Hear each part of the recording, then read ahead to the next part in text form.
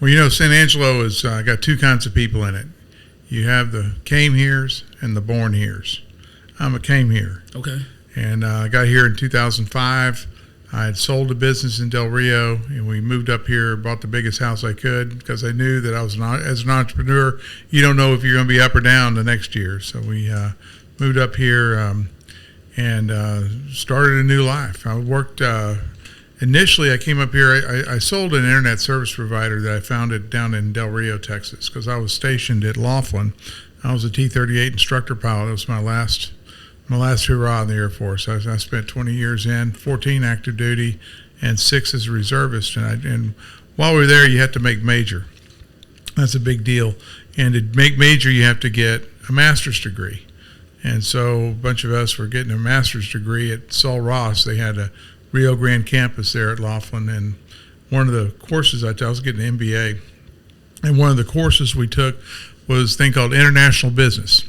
And my lab partner, I guess, in that was also my neighbor. He ran a maquiladora for Fisher Price, made toys in Acuna.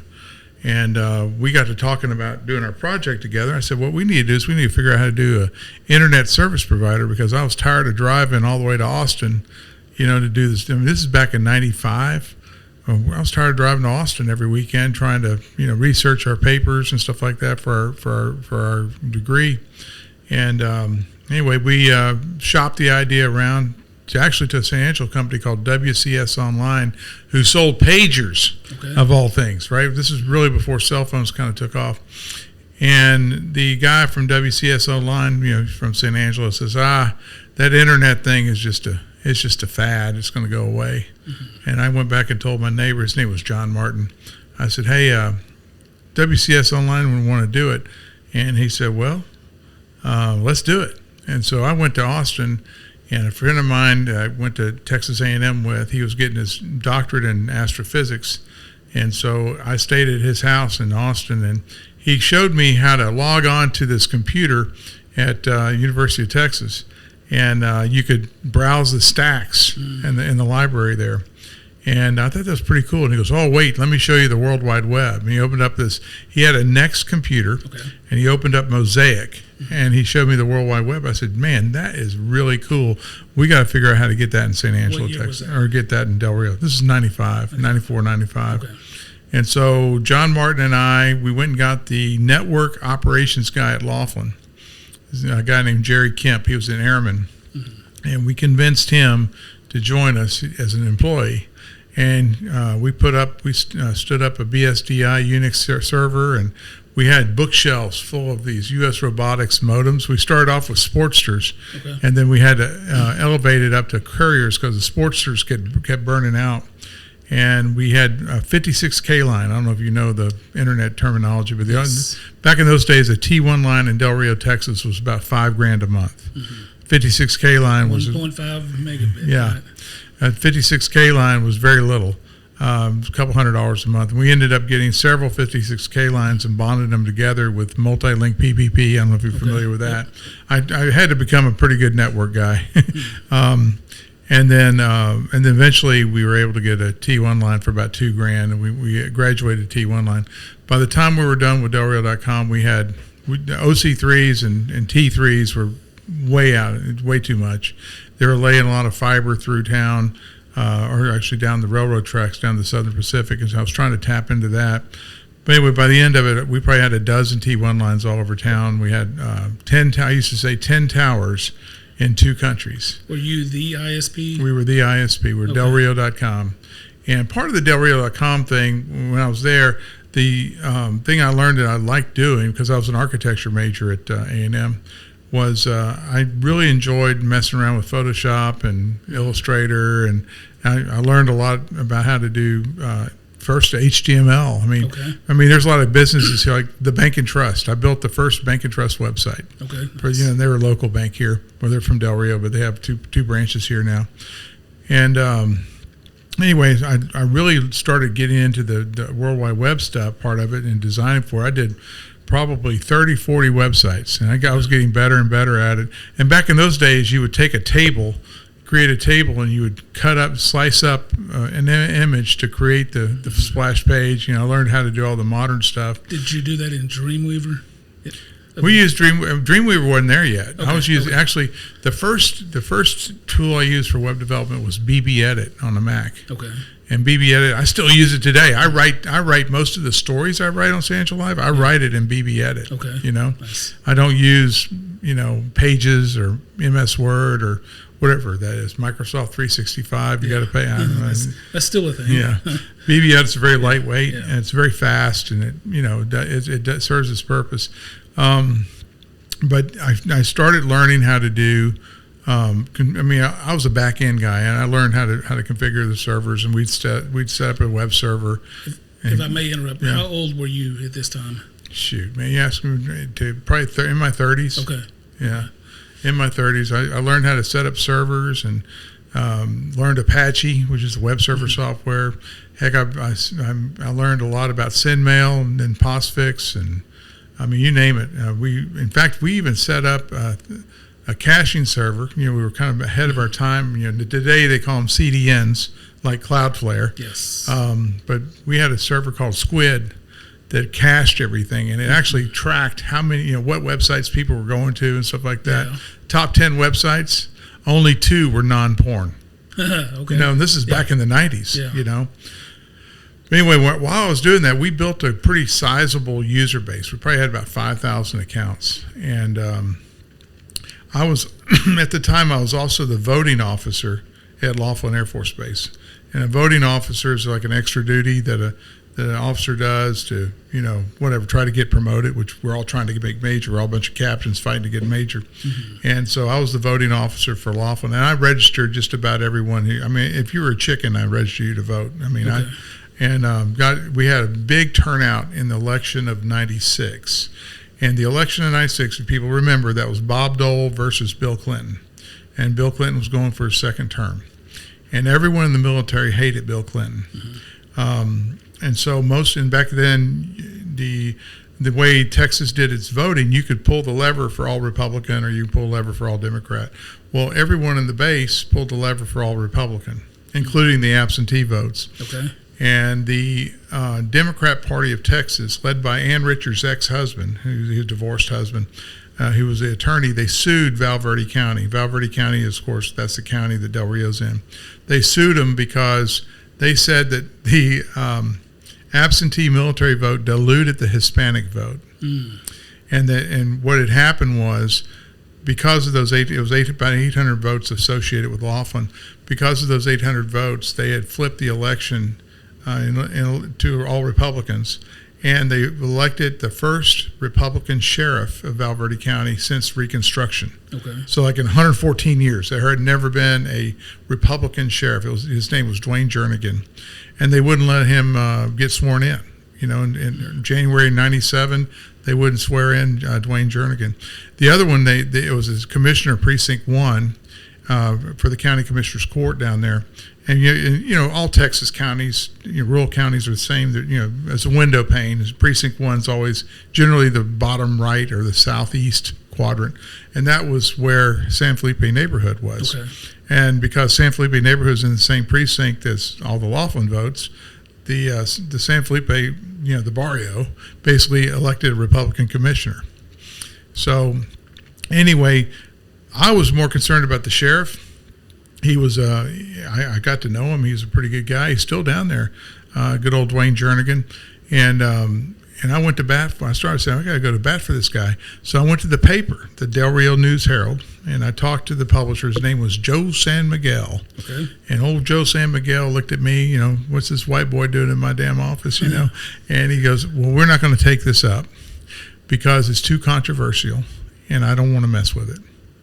I said, okay. So I walked there and I said, you know what? I bet you my internet service provider, delrio.com, has more subscribers to it than he has newspaper subscribers. And it was just a hunch. Later I found out I had 2,000 more. Okay, wow. And so I put together this Perl CGI. It was a thing you downloaded for free. It was a Perl CGI script called www threads. Mm-hmm. And I created the first news website for San Angelo or for Del Rio, Texas, and I called it Talk Live Del Rio. Okay. Eventually, it became Del Rio Live. Does it still exist? No, it doesn't exist. I can go into that too. That was a sad story. But anyway, we started that, and lo and behold, I wrote my first article about Dwayne Jernigan not being able to get elected because of the Democrats suing the county. And actually, I was kind of mad because what they wanted to do is they wanted to disenfranchise or take away the right to vote of 800 military people, active duty military people. Okay. So the first time since the Voting Rights Act of 1964, they're going to take away the voting rights of somebody, and they're going to take it away because they serve your country. And so, there was a lot of angles in it. Some were absentee votes, things like that. But in the end, Dwayne Jernigan, the sheriff, was successful. And I think he went on to serve 2 or 3 terms. Okay. So anyway, that was my first foray into news. Okay. And I mean, if you go back and look at some of those stories I wrote, I mean, they're very amateur, but I mean, I had to teach you got to start somewhere. Yeah, I had to teach myself how to do it. So you had an ISP and you had a news outlet. Right. Okay. And I continued to run the news operation. We moved it to its own domain. We called it Del Rio Live. And I got transferred to Shreveport. I was a bomber instructor pilot from B-52s. And I still ran it remotely. And I had 2 reporters down there. And one of them was the former editor of the newspaper. And her name was Diana Gonzalez, and she was good. And she covered that school board like a glove. And the school board, had a lot of, in a small town like Del Rio, the school board controls a lot because there's so many jobs. So if you're a school board member, your power is, and I can get you a job. I can get you a good paying job with, TRS, teacher retirement, all that kind of stuff. And so the school board in Del Rio was always full of lots of good drama. There's a lot of stories about that too.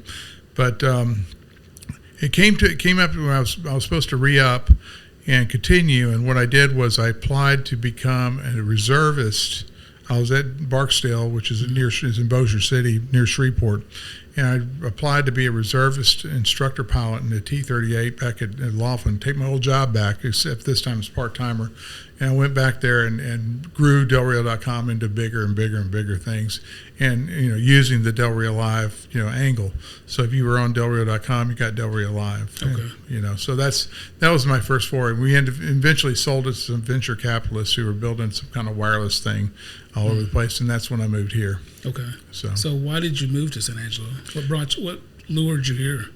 Well, my biggest vendor was at that time was MCI WorldCom, okay, which they're a precursor to Verizon and AT&T and all that. So actually, they became Verizon, but MCI WorldCom went broke, and the problem with MCI was they had UUNet, which was built the backbone for what's they called the SIPRNet. So they're getting a lot of guys like me to come join the MCI team. And I had a guy here, he was a sales manager named Thomas Baker, and he said, hey, come on up here and work for me for a while, and you can park and figure out what you're going to do next. And so that's what I did. I basically worked for them for about a year and a half while I was here. And then the most enjoyable part of the ISP experience was the news.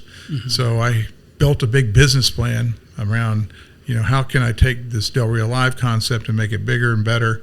So on my off time, I built a business plan and a presentation on how to do. What year was this, Joe? 2005, 2006. Okay. And they had this thing called the CVCED, the Concho Valley Center for Entrepreneurial Development. I think today it's ASU Small Business Development Center. Okay. And they had a contest. One of those business plan contests. Yeah. So I entered the business plan contest, and I had really no confidence in this. I mean, I didn't know anyone up here, and it was kind of, I don't know. And so I went in front of this board, a bunch of good old boys from San Angelo sitting up there, and I made my presentation. I was probably shaky and nervous and all that kind of stuff, but still, I was there to compete. And one of the guys, and today he's a good friend of mine, but he'll deny this, but it's true. It's what he did. Chris Kane, he used to own Angelo Apartment Movers, and he goes, Joe, I like your plan, but you're not even from here. How can you write about us? And I kind of looked at him and said, well, I wasn't from Del Rio either. Okay. So not so much that you didn't. It wasn't because you didn't live here, because you did live here. Yeah. You weren't from here. I wasn't born here. Got to be born here, Okay. right? That's kind of the thing. Yeah. I was a came here, and so I came in fourth. I didn't get any money. Okay. The number one guy was going to turn. I don't know. He was going to do something with. I don't know. It was some kind of chemistry thing that never went off. And another guy was going to get a bunch of old Dell computers and harvest the hard drives and refurbish them. That never took off. And the number three guy was at Great Expectations Photography. He's still here today, but I think it's on his fourth or fifth owner from the original. And anyway, I kind of took solace in the fact that I came in fourth. I said, well, I didn't win anything. That means it's a good plan. Kind of like Freddie Smith with FedEx. He went to Harvard and made his business plan for FedEx, and he got a C on it. Oh. So I kind of felt the same way. I said, it's probably a good idea. And then we started the business plan. Called for marrying internet or web publishing, Web 2.0 back then. That was the buzz, with total market coverage print publication. And so we started that back in 2006. We started doing that. We started with a Del Rio edition called Southwest Texas Live, which is very politically oriented as far as the content goes. And then a couple months later, we launched San Angelo Live, which was more entertainment, live music and where the drink specials are, kind of stuff, more entertainment oriented, with feature stories and things like that. For example, up here, we did feature stories like, I don't know if you remember the Steel Penny. Yes. They had a band there one time called Del Castillo, which is a very good band, and we did a big expose on Del Castillo and their music. You've said we several times. So when you first started, was it just you, or did you have a staff? I had a staff. I mean, Okay. my art guy was a guy named John Vasquez back then, and John stayed with me the whole time. And he passed away in October 2020. But John Vasquez was the art, and he was the brains behind a lot of things that we did. I couldn't do it without him. He was my right-hand man, John Vasquez. He's got 3 daughters. Hello, if y'all are watching. But very good man. We grew the staff to about 14 on the magazine. Okay. And then the financial crisis hit. And what happens when you have financial crisis, external forces on an entrepreneurial thing, is it exposes all of your weaknesses. And our weakness was John and I would spend a week of no sleep, basically, putting together 2 magazines. Mm. I mean, we're doing $100,000 a month in revenue, but it was still, the wear and tear on our body was crazy. Mm. And then when the financial crisis hit, we started having advertisers quit or people wouldn't renew. And the biggest problem was our accounts receivable ballooned about $120,000. And when it does, you get 30 days over $120,000, and you're doing $100,000 a month, it gets really $100,000 a month and falling. It gets really tough. So we were going to go broke if we continued down that path. And so I decided, probably about March of 2008, that we needed to shut the thing down. And it was structurally, it wasn't what I wanted to do, and I needed to have a breather to figure out what to do next. And I got a lead for a job up in Dallas at the Dallas Morning News, and so we shut the magazine operation. That was the original San Angelo Live.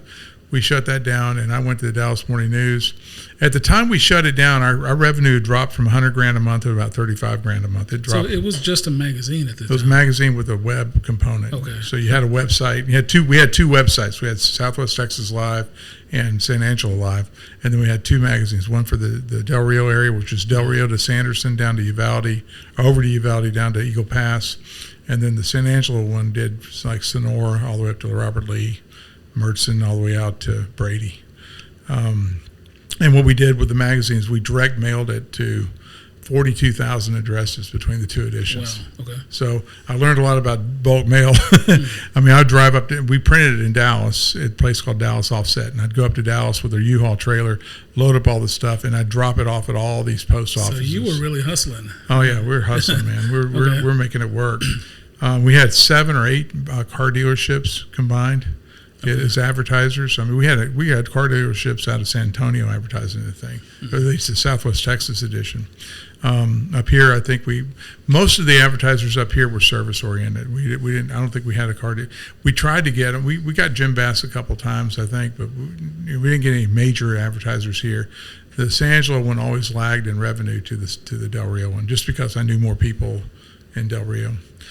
But anyway, I shut it down, went to work for the Dallas Morning News, got there and found out that they were even worse off than I was. I mean, Really? I went into the recruitment advertising department. I was eventually a sales manager there. I started off just an account rep, trying to help them figure out how to integrate the Yahoo newspaper emporium into the newspaper operations. Mm-hmm. Primarily, there was a thing called Yahoo Hot Jobs, which merged with Monster. And then we started, had a call center with 26 people, and we started bundling, online stuff with the print.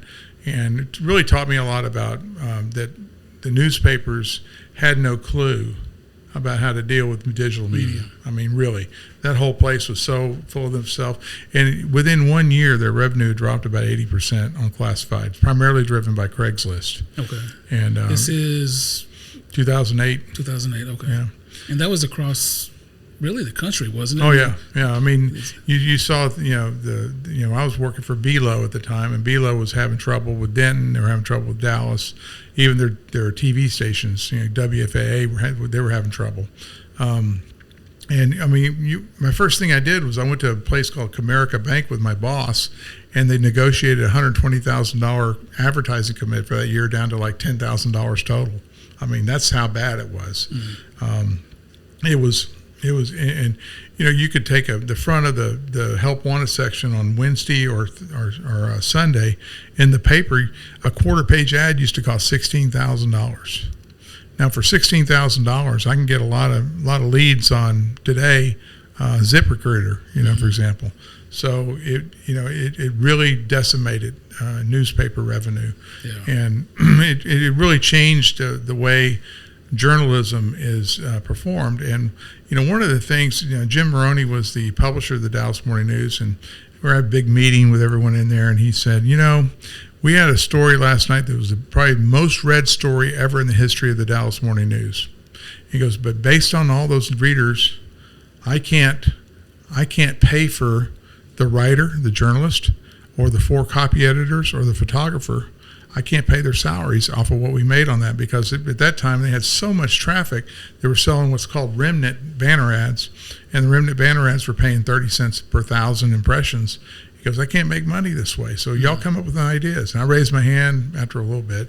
I said, sir, if you will allow me to, I'll buy 5 million impressions at $3 per 1,000. Mm-hmm. Each department had to ante up. And he goes, okay, sir, Joe, you do that. And I did that, and we attached like little 50,000 banner ad packages to our help wanted ads. Like if someone went in there and bought a 3-liner out of the paper, we'd say, hey, for another $150, we can throw this in there. And most people said, yeah, we'll do it. So in the middle of the financial crisis, Lehman Brothers is failing, everything's gone to hell, gas prices are falling just because no one had any money to pay for gas. And if you went to DallasNews.com, every ad on there was help wanted, now hiring. It was kind of funny. Did you move there, or were you working? I had a crash pad. I had a crash pad in Dallas, and I still lived here. I didn't give up my house. Okay. As an entrepreneur, never give up your house. Okay. Are you still in the same home? Yeah. Okay. Yeah, still in the house, same house. Yeah. Okay. So I would drive up there Sunday night and drive back Friday night. Okay. For about a year and a half, I worked at Dallas Morning News. Okay, so really good build up to where you're at now, and I believe you started next chapter. You started San Angelo Live, or was there something that transitioned from that, bringing it back to San Angelo? Well, I had an opportunity to go to a conservative media company called Salem Web Network, and I sold ads for them through the central United States. Primarily, that's for townhall.com, crosswalk.com, christianity.com, oneplace.com. And I learned a little bit more about how smaller operations work as far as building audience development and things like that. And I worked out of my house here when I was doing that. So I would drive back and forth between my parents' house in Houston and here, working that for about a year until I started my own little ad agency. And here's there's a company, there's a thing called there was a client that I created. It was a very well known client, Hillsdale College. I created a spec ad for them. I was pretty good with graphic design, so I created a spec banner ad group for them, trying to get them to more subscribers to Imprimis magazine, which is their primary fundraising vehicle. And I sold them a deal. And I thought to myself, I had to create the ads and everything. No one in this company I was working for did that for me. I had to do it. I know how to create. I mean, even with the Dallas Morning News, most of the ads that we sold, I created them. Okay. And so that was kind of what, that was the kind of way I went at things. So I lined up a couple of clients as ad agency clients, and I started what's called Hyde Interactive, and this is in 2010. And started. I had a congressional campaign in Houston. I had a truck dealership, industrial truck dealership in Fort Worth.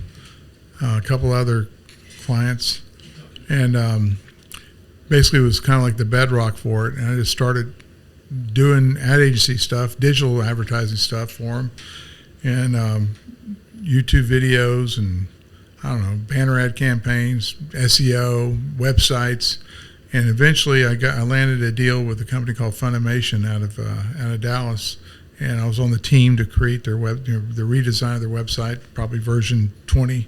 They're probably on version 150 now. That led to me getting affiliated with an ad agency down in Los Angeles. And I became the director of technology for this Los Angeles ad agency. They had an office in Washington, D.C. and in L.A. and in Mexico City.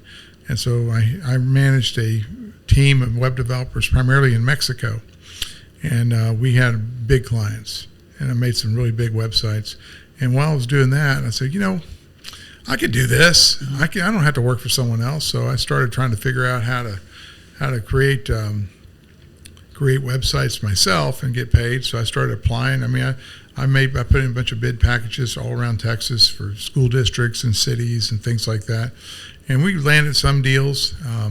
Ended up hiring John Vasquez back, and I called it rural sourcing, where people were primarily going to India to get their web development done. I was saying, hey, we can do it in rural Texas cheap too, because we don't need to make as much money as you do in downtown Dallas. Were you building mostly like static websites, or? No, we were a Drupal shop. Okay. And Drupal, if you're not familiar, there's two basic CMS platforms. Drupal and Joomla, right? No, Drupal and WordPress. Okay. WordPress rules. Drupal's not. Drupal's really difficult. Primarily, Drupal would be like, you had the Adobe Experience Manager, the AEM thing too. That was a paid Drupal, but Drupal is a really difficult platform to work with. I mean, you had to invent. Today, it's even worse. I mean, it's object-oriented PHP with Twig and Symfony and all the crazy stuff they have in it. But we were doing mostly Drupal stuff for high-end clients. So, for example, San Diego Gas and Electric. We created their entire website. I don't know, Washington Gas in DC. We did a whole bunch of. Don't hold this against me. We had a whole bunch of Obamacare websites for Medi-Cal. Yeah. I don't know if you're familiar with Medi-Cal, the way it works, but these companies will spring up in LA, like LA Care or Santa Clara Family Health Center, and they would recruit people who needed to be on Medicaid, and they would manage their Medicaid, which is called Medi-Cal, and they'd make money off the government managing people's accounts. So we built a lot of websites like that. So anyway, it taught me a lot about enterprise web development. And while I was doing that, John and I were getting kind of tired of it because, these big clients will call you at 10 o'clock at night and say, hey, the E over here on this page is not positioned correctly or something like that. Can you move them? Like, man, they paid us a lot of money, but they're paying us a lot of money to hate us. And I was like, man, this is really getting tiring. And I said, we need to build something that we build once and we sell it many times. And so John and I got in an argument, and the argument was over. I wanted to do Texas music, and he wanted to do San Angelo because he wanted to go re-attack the San Angelo Live thing because we went through so much hell with the newspaper. I mean, it's very competitive. The media space in San Angelo's anywhere, I guess, but San Angelo is really, really competitive, and there are a lot of smearing and stuff like that. And John just kind of felt slighted by the Standard Times, and he wanted to go after him. And I was like, man, we already did that. Let's see. But finally, John created this logo. And you can see it right here. It's got the same one today. Yeah, okay. the oil well with the windmill. And I said, that is the most beautiful logo I've ever seen. And he won the argument with the logo. So we launched. I was interviewing people to work for San Angelo Live from the Bonaventure Hotel in downtown Los Angeles. Wow. I was sitting in the hotel room, walking back and forth with my cell phone, talking to people, and we ended up hiring this girl that worked for us when we had the magazine. Her name was Chelsea Schmid. She was in Germany and she was teaching English to Germans, and she wanted to move back, and she had a German boyfriend. And so I said, well, Chelsea, if we pay for your plane ticket and hire you on for this amount of money, will you come back and work for us? And she said, yeah. And so we moved her back. We've got her a plane ticket and moved her back. I even paid for a plane ticket for her boyfriend. Wow. And the thing about Chelsea was she's known as Chelsea Reinhardt. She married her boyfriend. But the thing about Chelsea was she was a chick who thought and wrote like I do. Oh, wow. That's why I liked her. And she's the one that opened up a lot of the court reporting that we do today. Okay. Actually, there's two women who are responsible for our court reporting. Chelsea, for her dogged determination to do it. And the other one is we were on one of the top floors of the Wells Fargo building downtown. Our neighbor was Carmen Dusick. Today, she's a district judge, but she's an attorney at the time. And Carmen kind of showed us how to navigate Odyssey and figure out what court cases to cover and how to cover them and things like that. And she was kind of like our informal advisor. And that's how we got our court reporting going. But anyway, that's a long story about how all this thing started. That's a good story, though. So at this point, what year are we in now? We started San Angelo Live on September 6, 2013. That's this San Angelo Live 2.0. Okay. We started on September 6, 2013. Joe, I remember meeting you. You may not remember, but I think it was in 2017. You were trying to pull together a group of people to talk about technical website stuff. And I think I recall you talking about the standard times. And maybe you had mentioned John wanted to outdo them. Maybe you wanted to also at the time. I don't recall. It's been a long time. Yeah. It's been almost 10 years now. And I think you had a strategy in mind. You were getting this really. Maybe you had already taken San Angelo Live off the ground, and it's becoming a thing, or it was a thing at that point. Since then, I mean, when I think of the news, I think of San Angelo Live, and I think most people do in this community. Mm-hmm. We'll talk about, though, I think a lot of people, when they hear San Angelo Live, they think controversy and Joe Hyde and very outspoken. Is that fair to say? Well, I mean, you got to understand what the digital news media scape we're in, okay? Mm-hmm. I learned a lot about how to engage audiences. Obviously, trial and error, the Del Rio Live era. It's era. But anyway, Malcolm Gladwell wrote a book back in 2009. I don't remember which one it is. He's written a lot of books. But one of the things that really stuck out with me, he said that if you want to get an idea across in 1995, you'd have to write a book, let's just say you use Microsoft Word on a PC, and you'd have to get someone to represent you, and you'd have to, print the thing with, it cost you a lot of money to print 200 books, and you had to find someone to rep it. And the big thing was you had a scarcity of paper, scarcity of trees, mm-hmm. ink, but the biggest scarcity was book space at Borders or Barnes & Noble bookstores. Remember, they were all over the place, right? So if you couldn't get bookshelf space, no one cared. You'd never get your idea out there.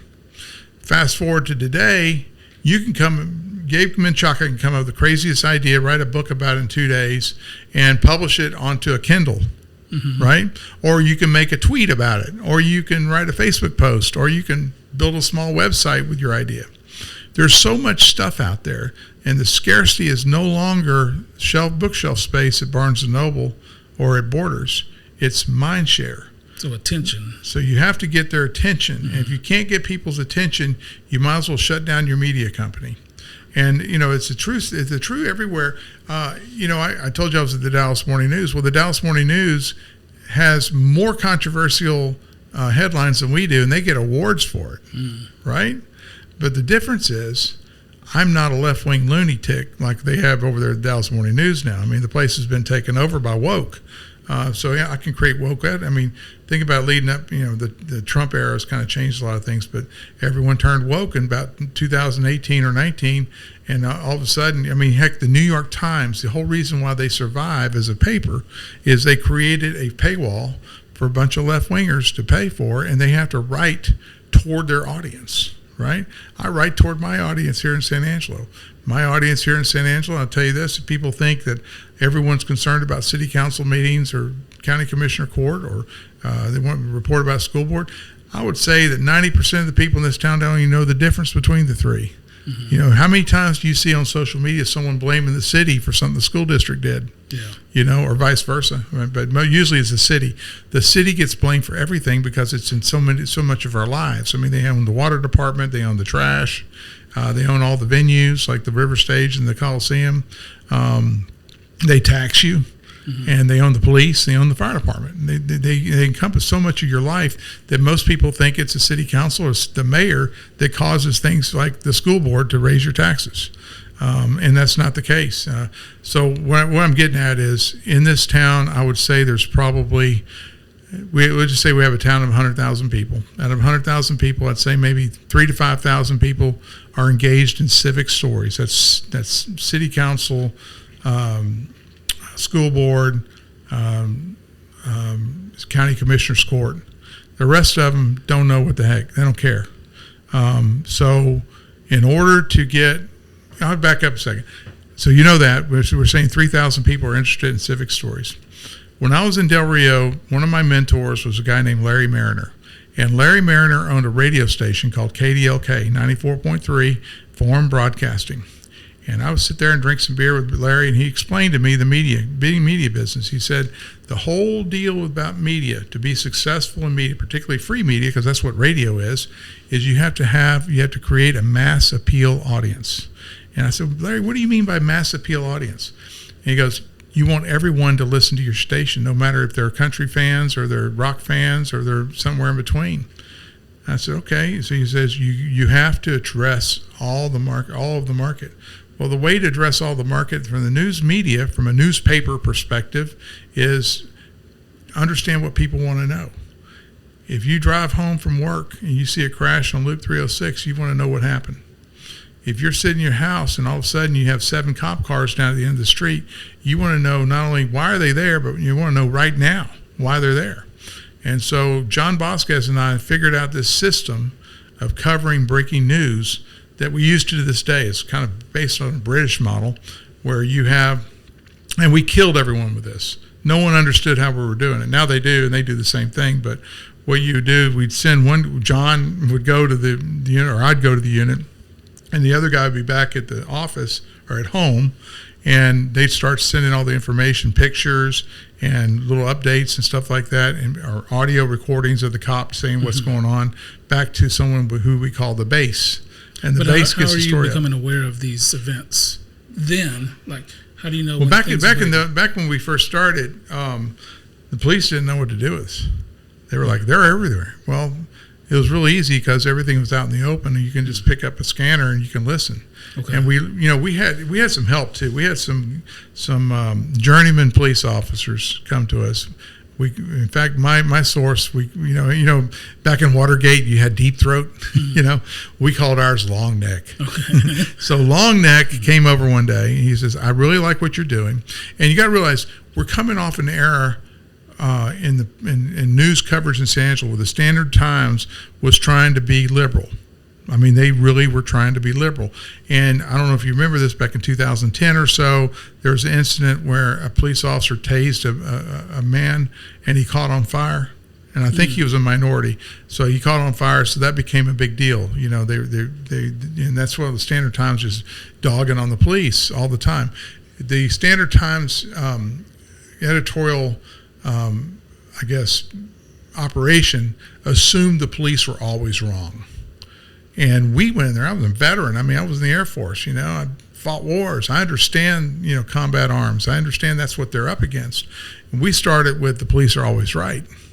And so Longneck saw that, and he came to us and said, "Hey, here's how you figure out where the next call is." And back in those days, the police department had a website with a call for service log on it that updated in real time. Okay. And you can just look on it. You can hear it on the scanner. You go look on the call for service log. So this was pre-encryption of radio transmissions. Yeah. Okay. Frank Carter, Chief Frank Carter, encrypted everything. Just to let y'all know. Okay. Okay. But anyway, I want to go back to this. 3,000 people care about civic story, but if you're not going to get a mass appeal audience if all you write about school board. So our method became attract them to hey, there really is local stuff going on in San Angelo, Texas, with crashes and fires and police chases and crime, and then engage them with the civic stories. And that's what we've been doing ever since. You try to expand that realm of 3,000 people who are interested in civic stories. What people don't understand when they criticize me, say, "Oh, all you do is cover crashes." Well, we're also coming up in the era of algorithms and social media. Yes. And if how EdgeRank works on Facebook is the more comments, likes, and shares you get, the more it gets distributed to people's timelines. Absolutely, yeah. So you might write I'll spend 8 hours working on a long story about some big city issue that no one cares about, and it'll get very little play on social media. But I'll go spend 15 minutes on the crash on Sherwood Way, and the thing goes viral. I get 340,000 views on it. So that's really what social media creates that dichotomy between important stories and what we call the carnage street. So it's very important that we get them to our website, get them off social media so they see what's going on. And then I'll tell you on the civic story side, the Standard Times was terrible about writing about civic stories. They were trying to be so freaking exact and so non-biased that they weren't telling the truth. And one of the things that I understand from just life is people don't want you to be non-biased. They want you to be truthful. Mm-hmm. And so, yeah, you present all sides you can. Someone told me they learned in journalism school you have to have 3 sources for every idea you put in a story. Well, there are not 3 sources on a car crash. Mm-hmm. There's 2. There's what you're seeing, and there's what the cops tell you they saw. Right. Maybe if you get someone out of the crash to come talk to you, you might have 3 then. But generally, it's what you saw and the cops saw. We generally report what the cops saw because I don't want to get sued. Okay. Right? You start reporting all this other crazy stuff on a small story, and all of a sudden you do get something wrong that's malicious to someone, and they sue you, and you'll lose. So we generally keep pretty close to court documents, official statements, that kind of thing. I'm rambling a lot, but anyway, back to civic stories and making them interesting. The Standard Times would say, "City Council met today and decided to blah blah." It's like just boring stuff. So one day I'm at City Council and the Standard Times reporter was there, and I'm just smiling. I said, "I'm going to blow her away today. I don't know how I'm going to do it, but I'm going to blow her away." And one of the things on the agenda was there was a steamboat that some entrepreneur had brought to Lake Nasworthy. And they were going to put the steamboat out on a dock next to Concho Cruises, which is out there in Mary Lee Park, right there. And he wanted the city to lease the land so he can put a dock there. And he was going to call this thing, I think, the Concho Princess or something. Okay. So he made this real nice presentation, had PowerPoint. Everyone on city council was amazed. What a great idea. I'm thinking, oh, he's going to go broke. But anyway, great idea. And then they opened it up for citizen comment. And this big, tall, lanky guy in a muscle shirt and wearing sandals and cargo pants walks up to the stand and goes, "I'm Captain so-and-so, and I'm with Concho Cruises. I want to know why you're trying to take my business away from me by giving this guy all this stuff." And he explained it, says he's got a name, Concho Princess, which is just like Concho Cruises. You're going to put him right next to me. Why are you going to do this? So anyway, the story wasn't, two boat people on Lake Nasworthy have a disagreement in city council. No. The story was it was a cruise boat war on Lake Nasworthy. People want to read about the cruise boat war. What the heck's going on? And it's still up there on San Angelo Live. I think it's probably 2014 or 15 So when I that can happened. find that. Yeah, Okay. you sure can. Just search for Cruise Boat War on Google. You'll find it. But Okay. Well, Joe, so far, really interesting first backstory where you came from, coming to San Angelo, going to Dallas, coming back here, starting, several things that culminated into San Angelo Live, moved into digital. You also have a sports bar, which is more recent. Is that an accurate statement? And tell me a little bit about that. I don't want to spend a lot of time there, but tell me about your. I got tricked into it. Okay. No, I had been doing some work for the Clarion Hotel as kind of a consultant. Okay. Technology. No, it was mostly like figure out how to get permits and get them get their tiers grant, make sure they're inside the tier zone, that kind of stuff. And one of the jobs they want me to do is find someone to rent the restaurant, rent where the restaurant was. It was closed at the time, and I went to everyone that I knew that was good at the restaurant business in San Angelo, Texas. And nobody wanted to take it on, and I don't blame them, because if you're already running a restaurant in San Angelo, Texas, you're already overworking and underpaid. And so I couldn't find any takers on it. One of the things, Tim Condon at the Angry Cactus explained it like this: that the hotel it only has 148 rooms. You need 250 to make a restaurant for a hotel work.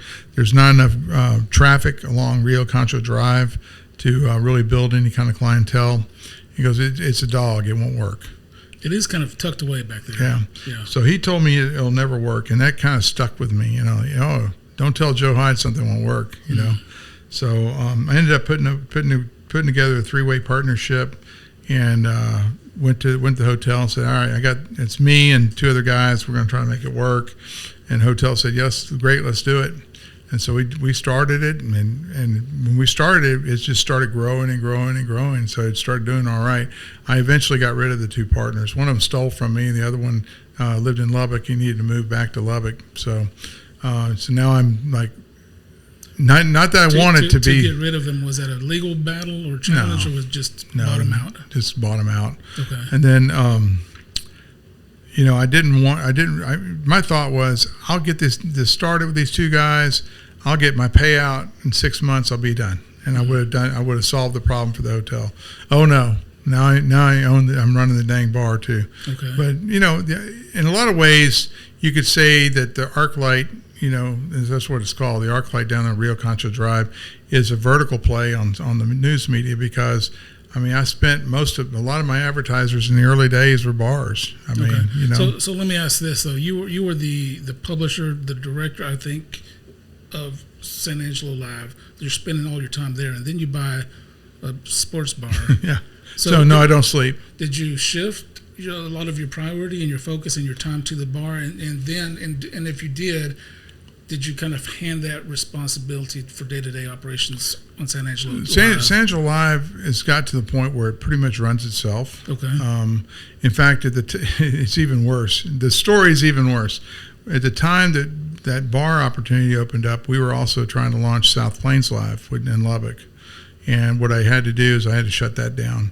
We weren't making any traction up there. And basically what I know from experience in San Angelo is these hyper-local news sites, you got to be there 100%. If you're not there 100%, going to all the chamber meetings and all that stuff, putting your face out in front of the public, you can't make it work. But we made some inroads, but not enough. So I said, you know what? We got the bars taken off. It's kind of like you throw a bunch of dirt on the wall and see what sticks. The bar was taken off. San Angelo Live was doing good. Let's come back here and let's concentrate on those 2 things. Okay.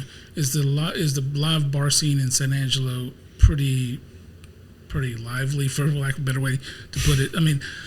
The number of bars that exist here, and with some of the more, I hate to use the word controversy because I don't think that's the right word, but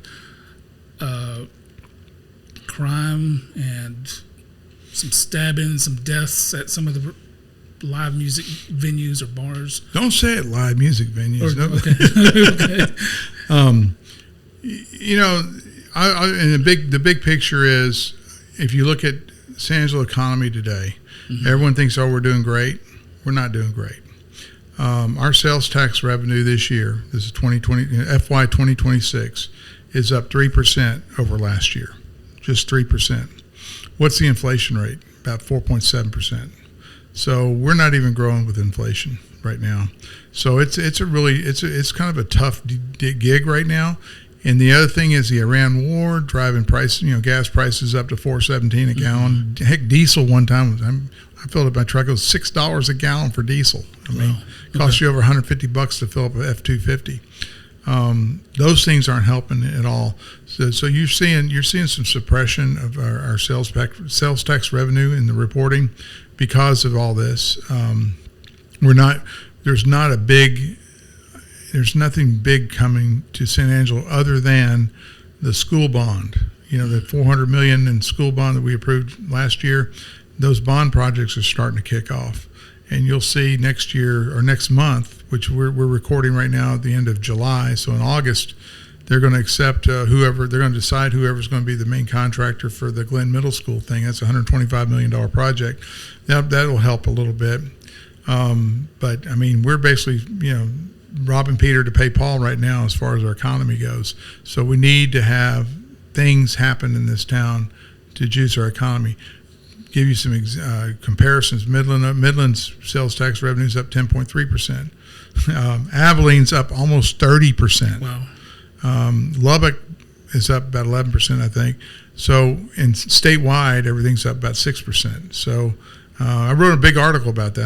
I've been harping on that. I mean, this town is stuck in the mud on its economy right now.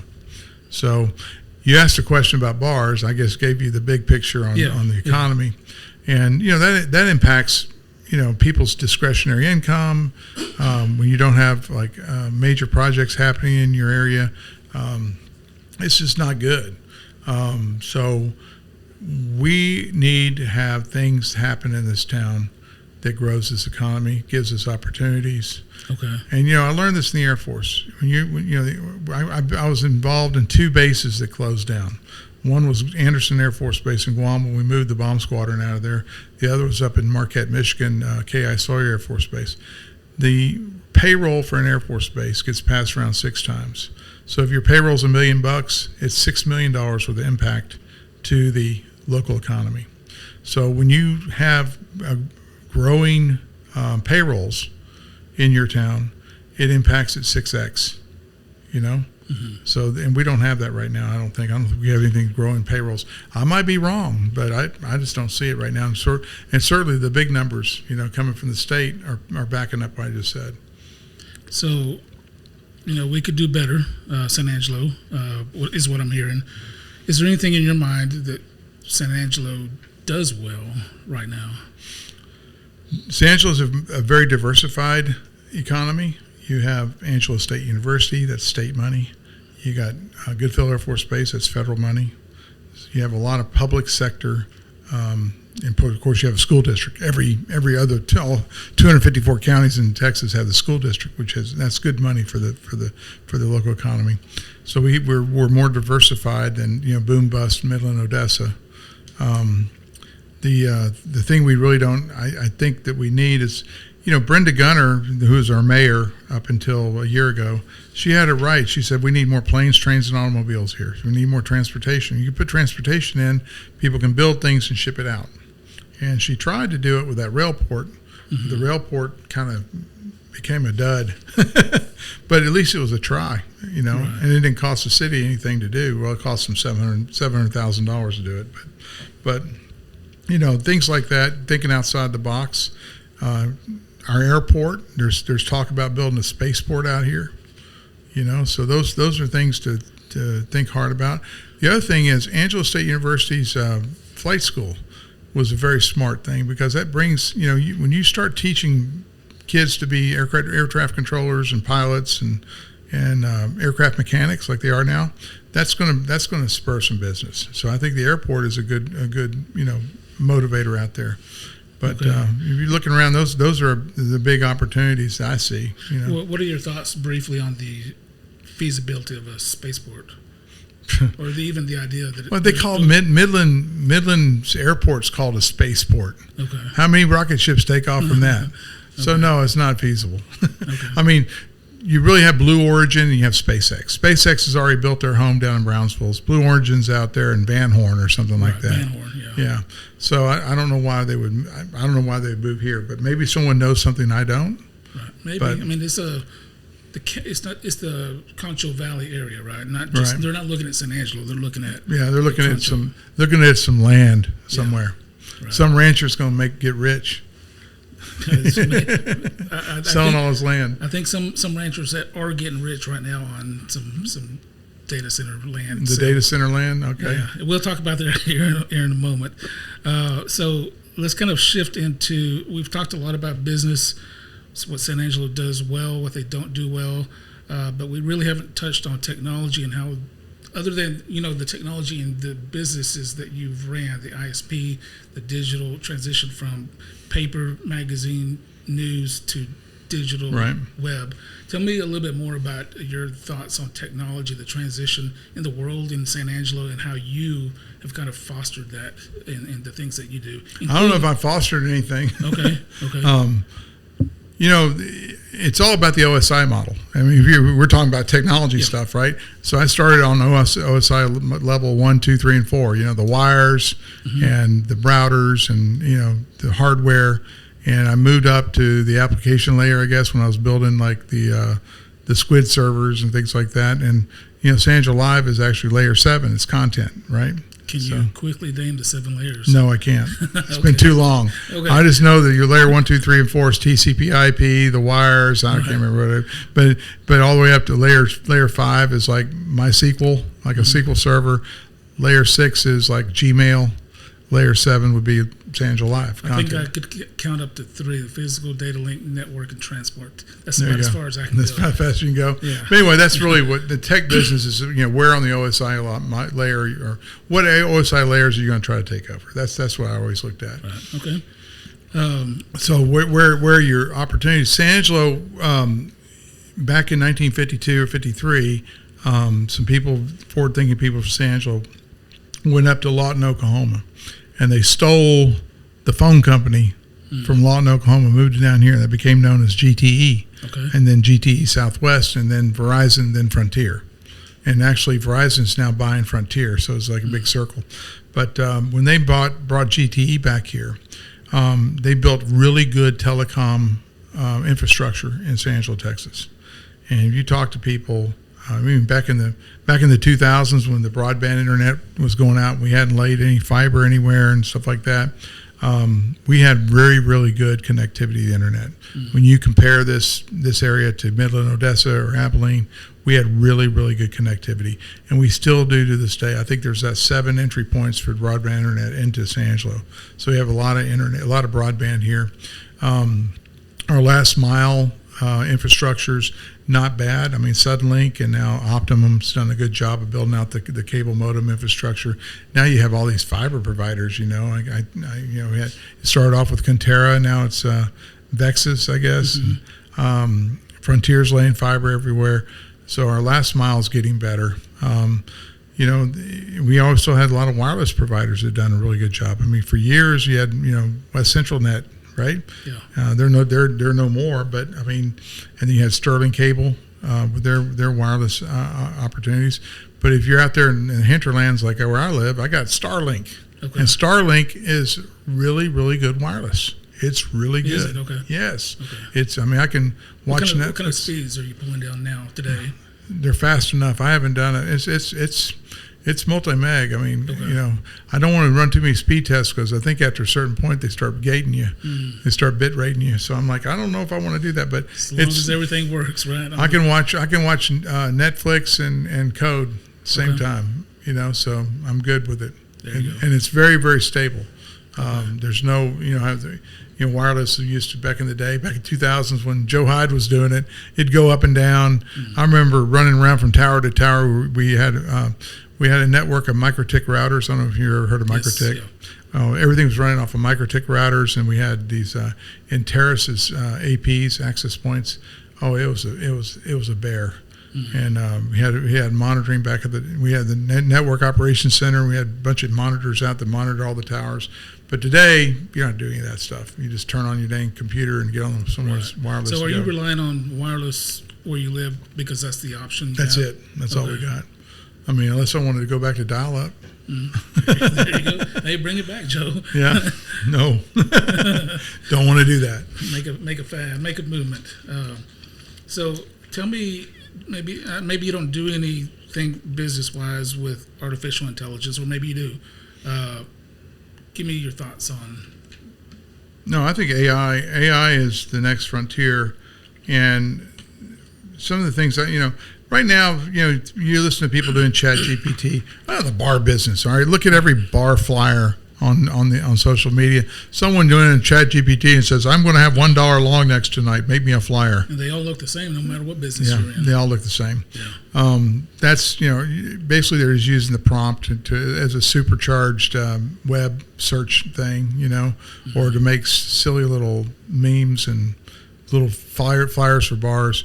I got a call late last year from this web development firm out of Vegas, and they do websites for bars, and they want to do my website. Interesting. Okay. So I got on the Zoom, joined on a Zoom call with notes. I took my notebook with me. I took copious notes about all the features, and got to the end, and they pitched the price, and they said, we got a $400 a month package, a $500 a month package, and like a $700 a month package.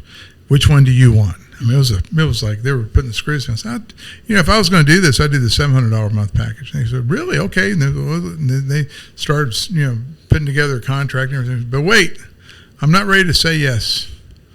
They said, why not? Because I need to look at some things. So I hung up from the Zoom call, and they still sent me a contract for the $700 a month. I got on Grok, and Grok is the only AI that's worth a damn right now, in my opinion. Maybe Anthropic's Claude is, but it's too expensive. But got on Grok, and I said, how good are you at Drupal development? Okay. I already knew how to do Drupal. I could probably do it myself anyway.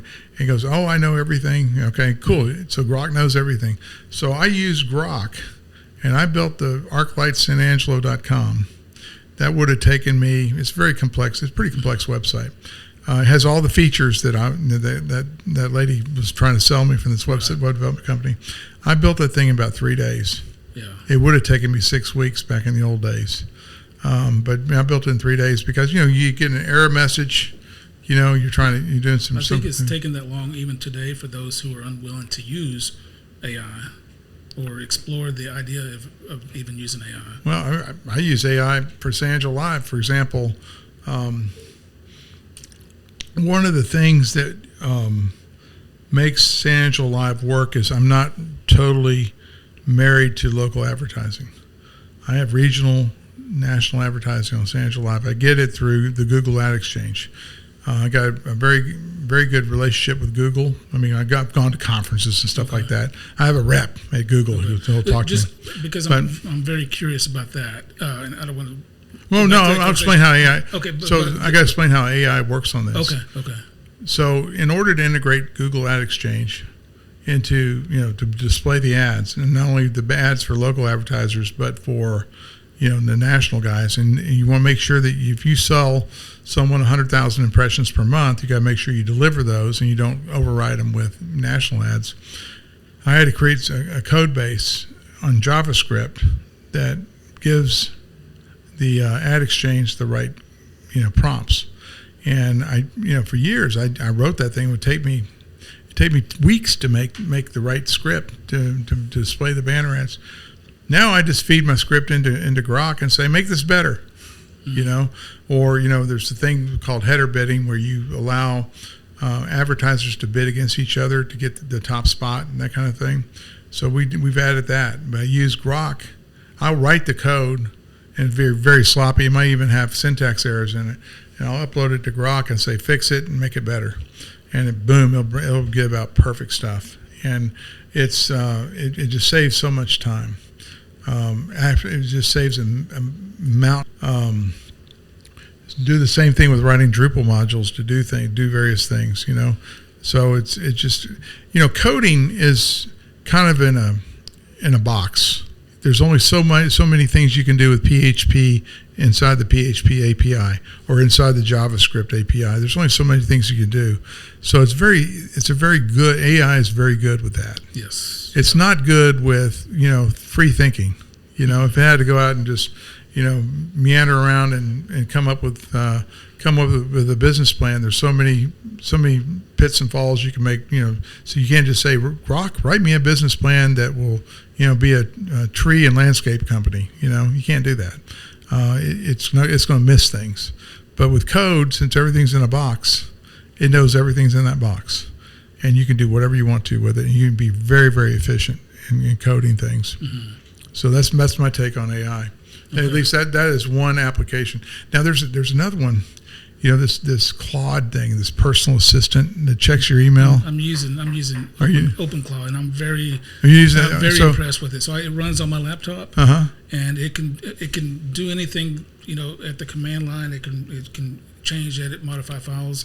It's tied to my Microsoft tenant, so it can send emails. I can say, hey, I need, even through my phone, right? Using Discord, because I tie it to Discord, I can say, hey, I need that file that's on my laptop sitting on the same laptop you're running on, OpenClaw, and deliver it to whoever, and it'll go grab that, right? So OpenClaw is the open source AI. It is open source, yes. Yeah. It's free. I installed that on my laptop, and it made it so damn hot. I said, you know what? I need a studio. I need a Mac Studio to run it. Yeah. And Mac Studio has its own AI thing that's free. Mm-hmm. So you could run OpenClaw on a Mac Studio. So go spend $2,000 for a Mac Studio, the little brick. Yeah. And you could run OpenClaw on it. I think that would be kind of cool. I messed around with it a little bit, but I didn't. I get scared about tokens. Okay. Like I don't know what the tokens are going to cost me. Right now, I use mine quite a bit, and I haven't spent a lot of money. I think I've spent $40. Really? Total, yeah. So I preload it with like $20, and then it'll just use it until it runs out, and it'll alert me whenever the limit is down. Uh-huh. But I'll give you a good example of the capacity or the capability of it that I used recently. So I've been doing a lot of research on and following up the data center conversation, which we'll get to. But I wanted to get a big picture of the conversations that have been happening here in San Angelo for the past year, including all the city council meetings that are published to YouTube. Mm-hmm. They're streamed live, but they also have transcripts attached to them. Yesterday, I asked OpenClaw, I said, San Angelo has a live stream of every single city council meeting twice a month. There's a transcript attached to that. Go get that and read every single one for the last 12 months. It grabbed 67 hours worth of live streaming. I didn't even tell it where it was. I didn't give it the URL. I just went and found it. Mm-hmm. And then within 22 minutes, it gave me a full summary of the entire year. Really? 67 hours parsed through in a summary in 22 minutes. Wow. That's, to me, very impressive. That's very that's useful, pretty impressive. Very resourceful. Yeah. And that's information, that's data that you wouldn't ever get. I mean, because you don't have time to go through 67 hours worth of live streams. No. And if you wanted to find out or recall what one particular person said, and you can't remember the exact meeting it was at, that's difficult. Right. If you're going to manually go to every YouTube channel and read through all of the transcript with your two eyes, when you can tell OpenClaw or Hermes is another one. So are you thinking that you could convince people to support data centers? I tried to influence it, yes. You think you can?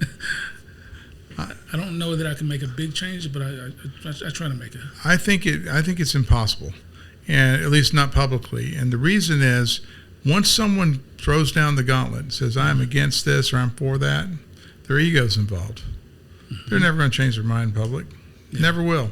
I mean, some people, maybe 1% will, but most people won't, because people they're proud.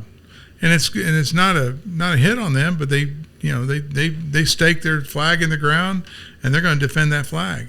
Yeah. And you're not going to convince them of anything, So I don't think you're going to make anyone change their mind on data centers. Fair, yeah. Where you're going to win is, you think that everyone's against data centers. I don't think they are. I don't think so either. I think it's a 60-40, 80-20 kind of deal. Most people just want to stay quiet because they don't want to get involved in the drama. That's my impression. That there is, and these are the words I've used several times, is that there is a silent majority here in San Angelo that is either simply okay with it, or don't care, or they don't care, yeah, or they don't even know about it, and if you mentioned it, it wouldn't concern them. Doesn't bother them at all. Or they're just proponents of it and really want it to come. So where you're going to get your wins doing all this work is convincing those people either to stay quiet or to come out on your side. Yeah. And people that are for it to probably come out on your side. You need more voices on that side. But the whole thing, in my opinion, the whole anti-data center thing here in San Angelo, Texas, is an op. Is it what? An op. It's a psych op. Okay. Richard Summers, who's leading this data center thing, think about this. Here's a guy who comes from New York City, or New York, state of New York.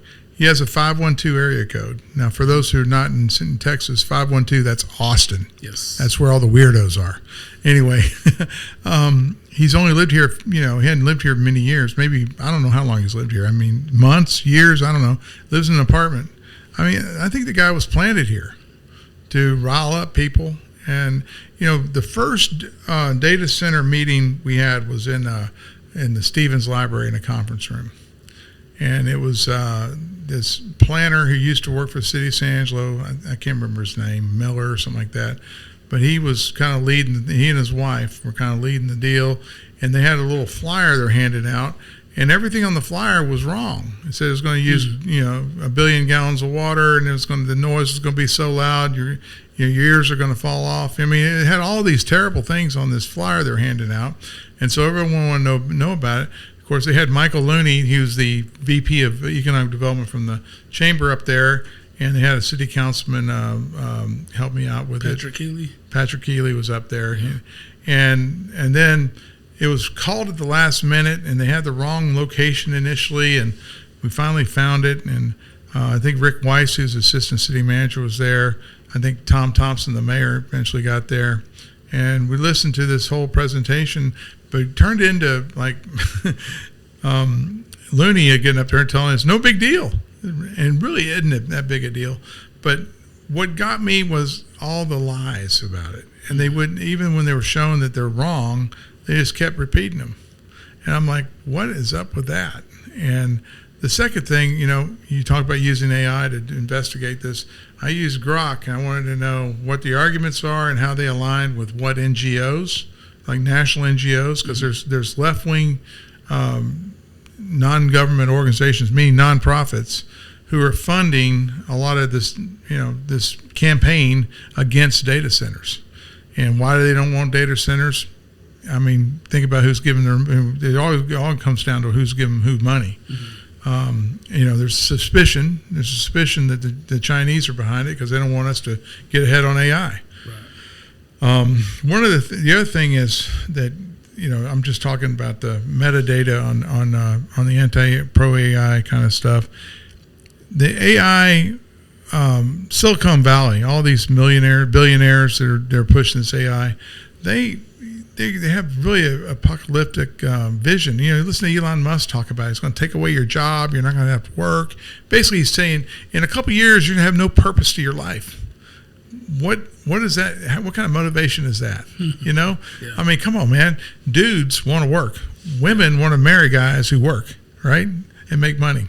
That was a very sexist thing to say, but I'm being very simple about it. I mean, it is in the human spirit to want to do things, to change the world, to make it better, that kind of thing. That's part of you. You don't want to take that away from you.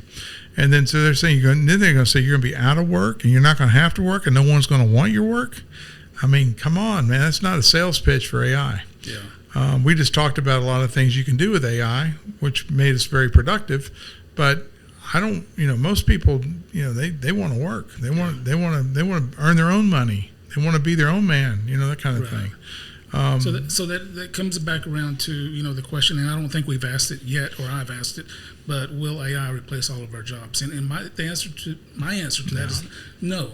I think it will replace many tasks that we do day to day, but it'll just create new opportunities, new types of jobs, new titles, if you will, for what we do day to day. Well, if you listen to is it Schmidt, the Google, the former head of Google? Larry? I can't remember. Not Larry Page. No, it's Greg Schmidt or something like that. Okay. He said that the guys who are going to win in this whole AI thing are the ones that know how to orchestrate AI to make them a lot more productive.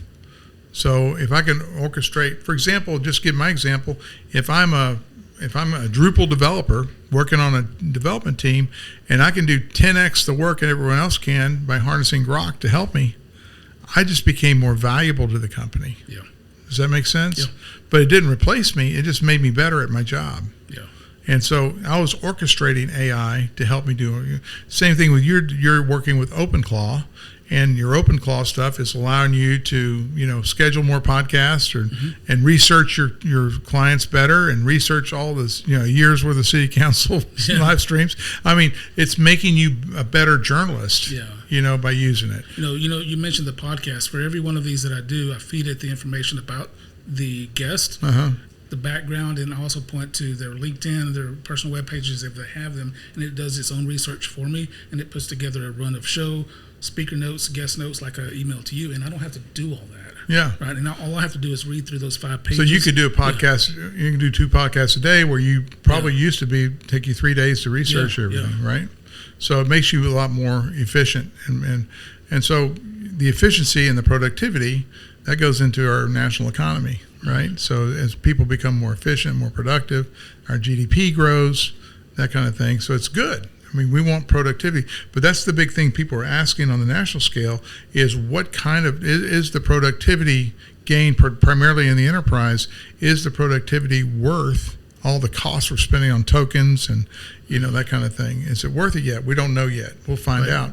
Really, what needs to happen is someone needs to come up with a killer app using AI that everyone has to use.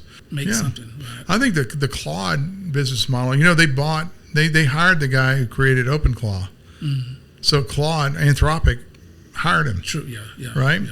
So OpenClaw is probably not going to go anywhere anymore because its founder is now working for Anthropic, which is an AI company for those of you out in the hinterlands. But anyway, I think the personal assistant angle is really good, and what you can do with that.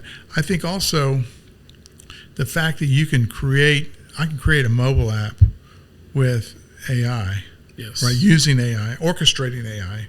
It's going to still be my creation, but I can create a mobile app. I can create 30 mobile apps where I used to only be able to create 1. You could probably create 30 in a week or less time. You just kind of feed it the idea, what your vision is, what you want that app to accomplish. Yeah, and you could say, hey, I want to do this in Swift, and it'll put the Swift code out there and just, start doing it. I would suggest, though, because you've mentioned several times that you lean heavily on Grok, which is I believe mostly generative AI. It's not an agentic, where you might say, here's a vision for an app that I want, and then it gives you all the code, and then you have to take that code and put it into a web server or an app or whatever. I think I'd still rather do that. Well, maybe because you're interested in it, right? Yeah. But if you haven't had the background that you had, Joe, the technical and the mindset for that, and you just want to start writing apps, but what I'm getting at, the suggestion is using agentic AI instead, to where you say, here's the vision that I have, here's what I want the app to do, now go make it for me. Don't just write the code, but build the web server, the code base, put it in GitHub, everything, so that I don't have to also understand architecture. But then you still have to know how to deploy it. Right. Well, tell it to deploy it as well. Give it the pathways. Tell it. So give it a Linux server. Say put all the stuff on there. Okay. Yeah. Give it access to GitHub. Tell it. You don't even have to tell it how to deploy from GitHub to a production system. It knows how to do those things. Just tell it. Just give it access to do it. Now that's dangerous. It could be dangerous if you do it the wrong way. So I think it was. But don't hack other people's websites. Don't hack other people's websites. OpenAI, because if you read recently, I think it was just yesterday, OpenAI said their latest model went rogue and attacked something called Hugging Face, which is a repository of other AI LLMs. Software, right? Yeah. So whether that's valid or not, I don't know. It's valid. I heard it. I read about it. I read it too, but I'm a little bit skeptical because it was a very similar headline about 6 months ago where something went rogue. I don't remember the consequences of it, but as I read more into it, the details of it, it sounded more like a systems engineer just kind of screwed up. Like he didn't manage his own environment well. He didn't have backups of his databases. So it just dawned on me what the consequence was. It wiped out all of his databases. Oh, did it? Yeah. So both production and I think backup, but he didn't have a good strategy. Yeah. One keystroke or one, AI going a little bit rogue or misconstruing what you asked it to do, it just wiped everything out. Yeah, I can see I can see that he's really depressed now. He has to rebuild everything. So to not be the guy who just kind of screwed up, what do? You blame it on rogue AI. I got you. Yeah. So he's trying to deflect. Yeah, there you go. Yeah. That was my take on that story. I may be completely wrong, but that's how I read it. Yeah. That's the kind of the way I think whenever I read. But the average day guy hears that story and goes, "Oh my God, they're going to come get me." AI's coming. Yeah, it's going to be a robot one of these days. Yeah, I know a guy who does. Didn't you interview Todd Smith? I interviewed Todd Smith. Todd Smith's robot dog's going to come bite your leg off. But anyway, that's the content silo concept is what San Angelo Live is, and a lot of people have tried to duplicate that, and I could explain it to them, and they still can't duplicate it. In fact, we had a radio station here in town a couple of years ago saying, "Oh, look at all that. Joe Hyde doesn't know what he's doing. He doesn't know. We're a radio station. We can do this better than he can." Mm-hmm. So they came out with San Angelo Now. This is Lone Star Country 92.9. My favorite friend, shout out to Chris Ling. He and I are good friends. But he's going to compete with me with San Angelo Now. So he created San Angelo Now because he didn't look and see what kind of platform I was on or anything. He just kind of made his own WordPress site. So it was a radio show that developed the website. Yeah, it was a radio station, and they were going to put me out of business. And they hired some reporters. And the minute one of the reporters went out there and reported something, and they get more than like 30 people on the website would crash. We used to laugh at that all the time. But he probably lasted about 6 months, and he figured he couldn't sell the ads either because he had no way to. He didn't have a very complex banner ad system, so he was trying to sell static positions, and it wasn't getting anything for. You have to be able to run all those kinds of things together to make a local media website, any media website work for that matter. You got to put all those pieces together. But the content silo is the way we do it. And that kind of goes back with what I told you about Larry Mariner and KDLK 94.3 in Del Rio. Say create a mass appeal product that everyone wants to see. Yeah. And that's the only way to do it. Okay. I'm very intrigued by these stories you're telling me, Joe. Like, just the experience and what the things you've tried and you built, and then competition, both you being the competition to other companies and then other companies, media outlets, radio being your competition, or at least trying to be your competition. Do you feel like you're the premier standout news outlet in San Angelo right now? I think so, because all the hate. Mm-hmm.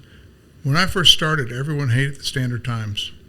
You should have seen a lot of the stuff on their Facebook page. How terrible they were. They called them the substandard Times. They accused them of having bias. All the things that the Standard Times went through back in 2013 when we first started, I now have. And it's not that we're biased or anything. It's we're just reporting the news. The other thing that's changed since print media is they don't call them articles anymore. They call them posts. Mm-hmm. And I hate that word. Mm-hmm. I absolutely hate that word. If one of my guys goes to the trouble to go get the arrest affidavit and write about why this guy got arrested, which is an important story, it's not a post. It's an article. And they think that, hey, you're writing about my nephew. You need to call us up. We need to take that down or I'm going to sue you. Mm-hmm. And I was like, we don't take stuff down. I won't take anything down, even if we're wrong, and we're never wrong. I mean, that's a misnomer. They're always post stuff too early and they're wrong. No, we're not wrong. Everything we have follows the court documents, particularly crime stories. Every time we write about a court story, we have someone in the courtroom. He's writing his impression of what happened, just like a jury would have their impression of what happened, right? We're bringing that person into the courtroom where you can't have recording devices, where you don't have any cameras, where you don't have any other way of knowing what's happening in that courtroom. So a lot of times things change over time. For example, we had a court case probably about 2015 or so, and this is when we were still learning the court stuff. And Chelsea Reinhardt had just departed, and I needed to She was from Germany, right? Yeah, she was one from Germany. Okay. She went on to become a lawyer. Okay. And she went to law school and moved up. Now she's a corporate lawyer in Denver. But anyway, she had just left, and I'd hired a new girl who came from the base, had a master's degree. I thought, okay, this girl is smart if she can get a master's degree. I don't care where she got the master's degree from. Heck, I was getting mine from Alpine, from Sol Ross, so, you know. So I was going to give her a shot, and I gave her this case to cover, and the case was Justin Riordan, and he was accused of being at a house party in Miles, and he was accused of sexual assault of a child. It was a 14-year-old girl while he was at this house party. Anyway, she was providing daily updates, you know, the news stories, and I was just kind of cruising along with it, editing her stories. She wasn't a good writer, wasn't that good of a writer, and I'm like, okay, but I can work with this. On the day of the verdict, she wrote this story, and you're reading the story, and it's going along, kind of summarizing the whole thing. Sounds like the guy's innocent, right? And the last paragraph goes, and the jury came back and found him guilty. I'm like, well, how did they go from this, where he was totally innocent, to being guilty? Well, what had happened was she kind of got in with the crowd from, you know, on the Riordan side, and was sympathetic to them, and I didn't detect that. I thought she was just reporting. So now I'm worried. So this is Saturday morning. I'm like, my God, how can you go from like innocent, like, and then all of a sudden, boom, guilty? I got to figure out. The reader's going to want to know, because I look at stories and I think, what does a reader want to know? That's how I determine when I'm writing the story. I think about it myself. I'm very empathetic to the reader. I want the reader to, you know, I'm going to ask questions that the reader's going to ask. So I called Allison Palmer. She's a district attorney, on her cell phone. And Allison wouldn't answer her. She wouldn't tell me what the heck went on. So I'm like, so you're not going to tell me anything? And she says, no. She was mad at me about something. I don't remember what. She's always mad at me about something. But so she wouldn't tell me. So I waited for the Standard Times to report their article. Their article comes out. I'm reading it, and it reads the same way. He's innocent. And all of a sudden, boom, the jury found him guilty. I'm like, there is something fishy going on here, and the DA won't talk to me, right? Okay. So what are you thinking right there? I mean, you're a journalist, and you're thinking, well, my job is to shine a light on the court proceedings, because our Tom Green County judicial system has the ability to take away your freedom and my freedom. It's important for us to report on how they determine things. And if it's fair, did the judge call the right balls and strikes? I had none of that information, because this writer did such a bad job, and so did the Standard Times writer. And so I couldn't get the DA to talk, so I reached out to the family, and the mom told me, you know, the whole thing, like he was railroaded and all that kind of stuff. So I let the mom write an editorial on San Angelo Live, because I wanted people to, you know, to see. And they actually had a Facebook page to free Justin and all this kind of stuff.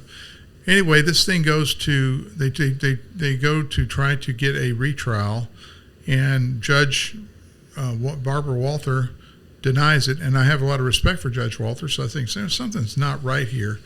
And then they appealed it, and when they appealed it, the court, I think the Third Court of Appeals, or maybe it was the Court of Criminal Appeals, came back, and they had the whole narrative of what happened, the stuff that was not said in court and things like that, things that are in the documents that I probably should have looked at. But it basically talked about how this girl's dad was really upset about it, knew it happened, that kind of thing. What had happened was the minor had changed her testimony, you know, somewhere between the guilty verdict and the appeal. So there was a lot of questions. But once I read the appeals court and what they said, I said, this settles it. He is guilty, you know. But, you know, a lot of times when you're doing this stuff, if the public official would actually just say, be truthful. Like I have to be truthful with my audience. If they be truthful with me and just tell me what the heck the gig is, I don't have to report with, you know, she said this, you know. No, she just explained it to me, I would have been fine. But instead, it looked like to me, it looked like some things were getting covered up, or something was weird. You know, it was just weird. So anyway, I go through all that just to kind of explain to you what you go through when you're trying to actually get to the truth of a story. And sometimes I'll just get dogged and put my teeth in it and won't let go. And that was one of those cases. And but that upset me a little bit, because I know that the judicial system can take away my freedom, your neighbor's freedom, your kid's freedom, your wife's freedom. And when they can do that, you got to have someone shining the light on it. No matter what, it is important for people to know who is in jail, why they're in jail, why they're arrested. Because if we're not getting that information, the police can start arresting people for doing things like walking with traffic. And they did this. If you're not watching police can take away your freedom. How would you like to go to Tom Green County jail for nothing, right? They come in and get you for walking with traffic down your street here. That's just an example. If we don't, and I learned this in the Air Force, before you go into a combat jet, you have to go through survival school, which includes POW camp. And the thing they taught you there, and this is in Fairchild Air Force Base up in Washington, what they taught you there was, if you get captured, the most important thing to get out there is to let them know that you're captured and who has you and where you are. Those are the important things. And that puts accountability on whoever is, who's got you locked up. Mm-hmm. Same thing applies to our jail. I know that we have a democracy and we're a free country and all that kind of stuff, and we have freedom of press and freedom of speech. But if we allow certain elements of mankind to lock people up and no one knows they're there and no one knows why they're there, things can start slipping down that slippery slide. Mm-hmm. So that's why it's important to have the jail logs out there. It's not that we're posting people and trying to embarrass them. It's important that we have that and we let people know who's got arrested and why they're getting arrested. So just what I think is a fair question, not that you're wrong, but anybody can go to, I think it's called the Odyssey, and look up the court records and see who got arrested. Why is it important for a news outlet to also publish? Because most people are not going to do that. Okay. I mean, if you want to go into Odyssey, the Tower Technologies thing, you got to know the name, you got to know the exact spelling, you got to know the day they got arrested. I don't know. They got to put all that data in there to pull it up. So it's important to know, look at a list. You got to be able to look at a list. You got to look at the stream and see, why are people getting arrested? What are the charges? The other thing is, if there's let's say there's a new drug that shows up, there's a lot of fentanyl arrests or something like that. You want to know that. You want to know that there are trends. You can kind of see that anecdotally by looking at everyone who got arrested that day. Okay. You can see trends in petty theft. I mean, the worst, you talk to Police Chief Travis Griffith, the worst thing that can happen to him, other than a murder, right, is a whole bunch of petty thefts to start happening. Like someone in Southland, and I had my car parked I had my pickup parked in my driveway in front of my house. Someone broke in and stole my laptop. Those are the most maddening crimes that get committed, and they're by people who matter, because those are the people who vote. Why is that so significant, or why would that be? Because you feel violated. Okay. You get a middle class guy get violated like that, you feel violated. I mean, the crimes that, I'm not saying they're lesser crimes, but those are the ones that get highlighted because people on the southwest side of town vote, right? Yeah. You decide who the police chief's going to be in 4 years, or I guess in 2 years now. So those kinds of the petty crimes are what really anger people. And the other thing is they're close to home, because let's say it happens to your driveway. Well, you got seven neighbors who probably know you around here, and they're going to know your truck got broken into. So now they feel vulnerable, right? And you get a bunch of people feeling vulnerable, and they vote. Yeah. Those things are impactful. Yeah. Well, not on my list. I hadn't thought to put it on the agenda here, but you touched on something that triggered a thought, and that's related to cameras. And I'm going to use the term flock cameras because that's the big thing that people are talking about, but that's just a brand of a product of a company, right? But Tell me what you think about, security surveillance, license plate readers popping up around San Angelo, whether that's fair. Is it doing the job that it's intended to do by the police or whatever law enforcement? We covered a story about flock cameras in Lubbock, and they have flock cameras all over the place in Lubbock, okay? And it's just now becoming a big deal because there's an op, anti-flock camera op nationwide that is pushing people to be against them. Now, here's what I think. I don't want people taking my picture. I don't want people to know that I was at Beauregard at Abe Street at 3:15 in the afternoon. I don't want people to know that. It really, the data is used by police to capture people. Okay, so let's say you stole a car. You stole a car over here on the Alon station on Southwest at the Loop, and you all of a sudden you pull up Flock and you say, where has this car been? You can pretty much track down where that car is. Yeah. Pretty quickly. Or let's say you have a fugitive and you got a tip that it's in a blue Chrysler 300. Well, you can feed that into Flock and you can find it. So Flock cameras traditionally have been used to solve major crimes. I mean, like felony type crimes, right? The problem we had in Lubbock was the data, the dashboard for Flock is accessible to an employee at the sheriff's office, right? For example. Yeah. So let's say that guy who's a corporal in the sheriff's office is in a fight with his wife. They're about to get a divorce and he wants to track down his wife and, yell at her or whatever, or worse, assault her. And he can use that data to track where she is. Yeah. You know what I'm saying? I think that's the biggest concern, at least what I've heard vocally. Yeah, that's a big concern on the Flock cameras. Yeah. So I don't want people tracking me really, but you got to realize that technology is one of the ways that our police department can solve a lot of these felonies, technology like Flocks, with less people. Less people, less resources. Less costs, that kind of thing. Drones as well is what I'm aware of in San Angelo. They use a lot of. I've only seen them use drones for two things. One is to map out an accident or crash scene, and the second is it's the sheriff or the police department will pop up a drone when they have a fugitive. And that's what I was considering. When there is a fugitive, when there's somebody on foot, they're trying to locate. Yeah. Now I remember when they were chasing people without drones, they'd have to set up a large perimeter, and they'd have to have a cop on every corner of this perimeter, and it was very manpower intensive. It still kind of is, but the drone probably speeds it up, gets it done faster. I don't know. I don't want people flying drones over my house. No. Do you?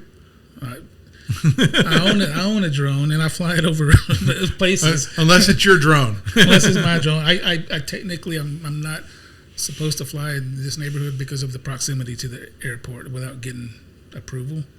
That's what I understand, I guess. But if I was to fly to my backyard, you want a funny drone story? Sure. So every year San Angelo Live puts on the big fireworks display on July 3rd, and so I bought this DJI drone. Mavic. It was a Mavic, Mavic Mini, I think. Okay. Really nice little drone. And I'm a pilot, right? So I can fly a drone. I mean, drone's no big deal, right? I forgot to touch on that. That's on the list. Yeah. Anyway, so I'm like, but the joysticks are wrong. Like to go down, you pull it down. Like in an airplane, if you want to go down, you push the stick forward. But in a drone, if you want to go down, you pull it back. Yeah. It's all backwards. Okay. Anyway, so I'm going to get the most beautiful pictures of our fireworks. I'm right there at Celebration Bridge. I launched my drone. It's dark. Got the band playing the 1812 Overture, and I got it parked right there. I'm ready for it. I got the screen. I got that little control thing. I got everything framed up just perfect. And I'm going to take this picture. I'm going to take these pictures, and I'll take a video of all the fireworks. Anyway, so I'm sitting there and the fireworks go off and I'm filming it and everything. All of a sudden I look up there and go, which drone is mine? There were like 42 drones up there. I'm like, which one's mine? And so I kind of panicked. So I pushed the return to home button, right? Yeah. Thinking it'll come right on back. Well, it wasn't coming back because what it does, it climbs, it moves over, it's doing all kinds of crazy stuff. And I couldn't see it. And I couldn't say, well, screw this, it ain't coming back. So I need to find it. So I start moving the stick around to try and figure out where it is. Anyway, I crashed the damn thing in the middle of the Concho River and destroyed it. Wow. And so good thing I did buy drone insurance from DJI. It cost $60 or something extra, and they gave me a new drone. Wow. That's actually a fear of mine because anytime that I take it far enough away, height or distance, that I can no longer physically see it. Yeah. and I lose my bearings. Yes. And although I know I can still see what it sees. Yeah. And I hit that return to home too. Yeah. And you're going, is it going to come back? Yeah. So recently I've been driving out to the City Farm Road and flying over that area, just kind of mapping it. Imagine that, mapping out something over there. Yeah. Yeah. And sometimes I go a little bit too far. I'm like, oh, Let me ask you this. How much agriculture is up there? I mean, are there any real actual crops up there? I think the fields that Colchis LLC purchased, I think grows cotton. Okay. I believe it does. But not a lot. A lot of that property, the Emergent Data Center 350, it's just pasture. Is there any animals on it? No. No livestock? No livestock.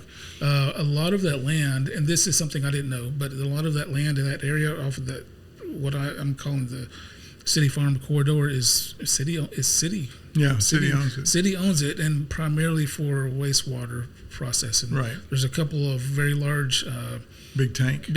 It's like almost a section of land that holds the wastewater. Yeah. But that Emergent is just pasture. Right next to it, the land that was purchased very recently, I think, in March of this year by Cipher. Colchis Cipher. I think the name of the company is Colchis. No, it's the company's Cipher. Yeah, Cipher. They just bought it. Yeah, they just bought it. Made a lot of wall farmers rich. Yeah, and they need to buy advertising from us. There you go. But my idea, because I watched this when they were building, when Elon Musk was building Gigafactory near Austin, there was a few drone enthusiasts that would fly every day from the time they broke ground, and they would time lapse it over time, just that production and what it looked like, the way the Earth changed and shaped and shifted, and walls started going up. That's what I want to do with this data center development. All right, so on the data center, which one do you think? You're familiar with the kayak payments and all that. So basically, they're trying to. Right now, we're waiting to see who's going to get enough electricity to go ahead with their project, right? And I think that substation is called Red Creek. Yes, has 735. AEP, Red Creek. And has 735. I won't say not gigawatt, megawatts. So I guess that's what its capacity is. The Emergent Skybox is asking for 1.2 gigawatts. Realize that what's there is 765 megawatts, which is 0.735 gigawatts. And the Cipher, which is in the county, is looking for 1 gigawatt. They both have paid about $16 million to AEP. It's called a kayak payment. The Cipher project is in block 0. The Skybox is in 0.1. So Cipher, the one in the county, put in their request earlier than Skybox did. Okay, so the city one is behind it as far as when they applied. Okay. I think that Senator Charles Perry, who's the Texas state senator who represents us in Lubbock all the way down to here, I think he has a lot to say to ERCOT about who gets approved. I don't think they can approve 2.1 gigawatts worth of power. So one's going to get approved, one's not. So my thing is, what if Perry says, look at all the controversies surrounding Skybox with all the blue-haired people and what I call the low IQ idiots, weirdos and losers, which I meant. Anyway, but anyway, he sees all the controversy being caused by the Skybox project, and he pushes AEP and ERCOT to approve the Cipher project out in the county.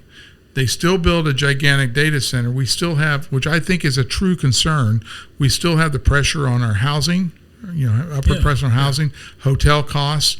We're going to have more. We're going to need more law enforcement.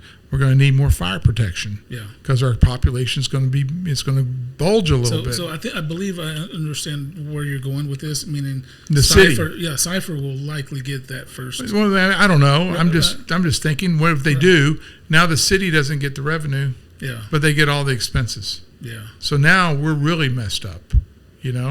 So I kind of hope that they approve the Emergent one, or maybe they figure out a way to approve both of them. I don't know. In my opinion, I hope that the Emergent does kind of come out on top, at least as far as being the first for approval and first development, and the city of San Angelo reaping the benefits that we're Yes. aiming to acquire, that the city itself, the city council is working to one, meet the demands of the community, including the coalition, of what their concerns are, whether they state the right information or not.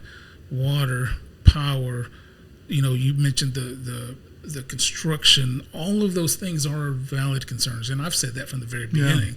But I don't think the city is not considering those things. That's what all these conversations and voting and ordinance is for. Right? I don't know what the city can do about a housing shortage. You can't, no. I mean, short of just going full socialist or communist and building houses, little gray houses, and issuing everyone gray pajamas.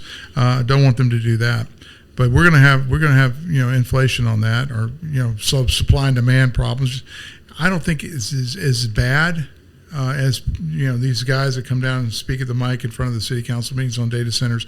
They talk about it's like an apocalypse up in Abilene. No, it's not an apocalypse. It's not as bad as they present it, but it is a problem. And and we want our kids we want ASU students going to school to be able to afford it, right? To be able to afford to live here. Those kinds of things. But at the same time, have you looked at the money that those things can generate, the amount of activity, the economic activity? Remember, I was telling you, we're stuck at 3% growth. Yeah. Right? That's no good. We need 10%, 30%. I don't care. I mean, growth, money, and you know this from running business, cash flow solves a lot of problems. So we have the cash flow at the city government era or the county government layer. We can solve a lot of problems. And so I think that we can do that. I think we have generally very good representation. Particularly, I think our mayor's extremely strong. I've seen mayors. I've been doing in the news business since 96. I've seen a lot of mayors. I think Tom Thompson's a very strong mayor. I think our county government is Lane Carter's done a good job keeping the budget under control. I also appreciate Sean Nanny. He's the commissioner of Precinct 4 who has come out against data centers. And he comes out against data centers and he's honest about it. He goes, I go, Sean, why don't you want a data center here? Because I don't want them here. Okay. All right. There you go. You'd be completely honest with me and say, hey, I don't want. I also think he has some points that are valid about the Dove Creek data center. I think putting it right there on the watershed for Spring Creek is probably not a smart idea. And so there's ways that you can work it in and where you can realize the benefits, the economic development benefits of data centers. Because I'm going to tell you something. Levi Strauss is not going to put a factory in San Angelo, Texas ever in your lifetime. They moved out of here 25 years ago. They're not coming back. What we're creating now is we're creating AI factories, and we need to jump in on it and get an AI factory or two out here. Because if we don't, someone else is.